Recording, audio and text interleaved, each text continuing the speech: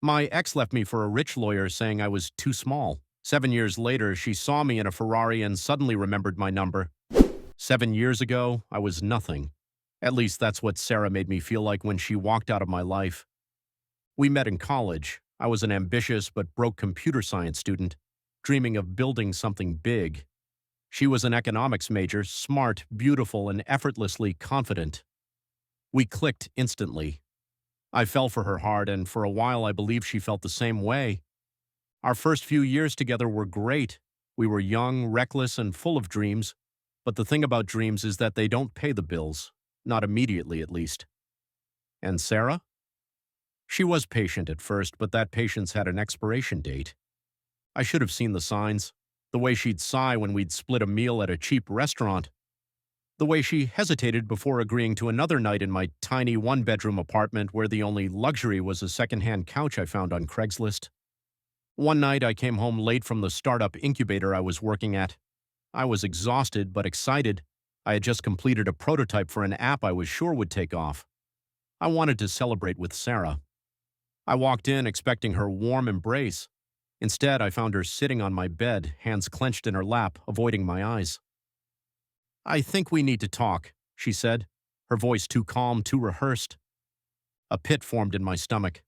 I knew where this was going, but I let her speak anyway. "I can't do this anymore," she continued, taking a deep breath. "I need stability, real stability, and I just don't see that with you." It hit me like a freight train. "What are you saying?" I asked, already knowing the answer. "I'm saying, I've met someone else." She finally looked at me, and there was something cold in her eyes, a certainty, a finality. "A lawyer," she added, almost like an afterthought. "He has his life together. He's successful, mature, and he can give me the kind of future I want." I was speechless. 3 years. 3 years together, and she was throwing it all away because I wasn't there yet? "But I'm working on it," I said, my voice cracking. "Sarah, you know I have plans. Plans don't pay the rent," she cut me off. "Dreams don't buy a house." She stood up, brushing invisible dust off her dress. "I've already packed my things." I watched in silence as she picked up her last bag, walked to the door, and without another word left. Just like that, she was gone, and I was alone. For weeks, I couldn't function. I barely ate. I barely slept. I couldn't work. The pain sat in my chest like a rock, suffocating me. I tried not to check her social media, but curiosity got the best of me. It took less than a month for her to start posting pictures with him. The lawyer, expensive dates, weekend getaways, fancy brunches, everything she had ever wanted, now with someone else. I wanted to hate her. But more than that, I hated myself for not being enough, for not being successful enough, stable enough, worthy enough. That was my lowest point. But here's the thing about a rock bottom. It gives you a solid foundation to rebuild, and that's exactly what I did. I cut off distractions. No more scrolling through social media, no more useless time wasted feeling sorry for myself. I doubled down on my startup. I worked insane hours, learning every single thing I could about the business world. I read books, attended networking events, found mentors. I took risks I never would have before. And slowly, the pieces started to come together. The first breakthrough came when a local investor took interest in my app. He saw the potential I had been screaming about for years. He gave me my first real funding, and suddenly everything changed. I moved into a slightly better apartment. Nothing fancy, just enough to stop feeling like a failure. My company grew, and so did my confidence. I hit the gym religiously, channeling my frustration and heartbreak into something productive. 3 years in, we landed a massive deal with a major tech company. My team grew from 3 broke guys in a co-working space to a full-scale business with real revenue. Investors poured in, and my valuation skyrocketed. By the time 7 years had passed, I wasn't just successful, I was wealthy. I sold my company for $12 million. And that's when fate decided to play its little game. One afternoon, I was driving through the city in my Ferrari 488 Spider, a car I had dreamed of since I was a kid. It wasn't about showing off, it was about proving to myself that I had made it. Then at a red light, I saw her. Sarah. She was walking with a friend, but she looked different. A little older, a little worn out. Not the same confident girl who once left me for someone better. Our eyes met. First she looked confused, then shocked, then recognition. My phone buzzed a few moments later. It was a text from Sarah. Hey, long time no see. Wow, I just realized we haven't talked in years. How have you been? I stared at the screen for a second. Then I smiled and left her on red. Then I hit the gas and never looked back. I should have felt satisfied. I should have felt closure. After all, wasn't this what I had dreamed of?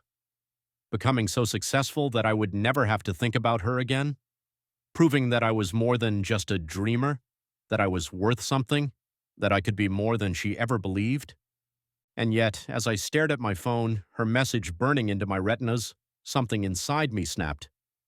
Hey, long time no see. Wow, I just realized we haven't talked in years. How have you been? I could have ignored it. I could have blocked her and moved on. But I didn't. Because something dark stirred within me. It wasn't longing, it wasn't heartbreak, it was rage. All those sleepless nights grinding away at my business while she was sipping champagne on weekend getaways. All those moments when I had doubted myself, questioning whether she had been right to leave. All the times I had swallowed my pride while she flaunted her new life. Number. She wasn't getting off that easy. I took a deep breath and typed a response. Hey, Sarah. Wow, it has been a long time. I'm doing really well. How about you? I knew exactly what I was doing. I wanted to play this out. Her reply came within minutes. I'm good, just, life's been a little crazy. We should catch up sometime. It'd be great to see you. I smirked. There it was. The hook. She wanted back in.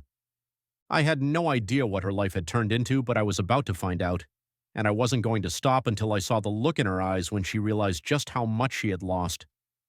We arranged to meet at an upscale rooftop bar in the city. I arrived first, dressed sharp but not too flashy, just enough to make an impression. I sat by the bar, casually sipping my whiskey when I saw her walk in. She was still beautiful, but there were cracks in the perfect image she once projected. Slight stress lines around her eyes, a hesitancy in her movements. She wasn't the same carefree girl who had walked out of my life years ago. She spotted me, and for a moment something flickered in her expression. Nervousness.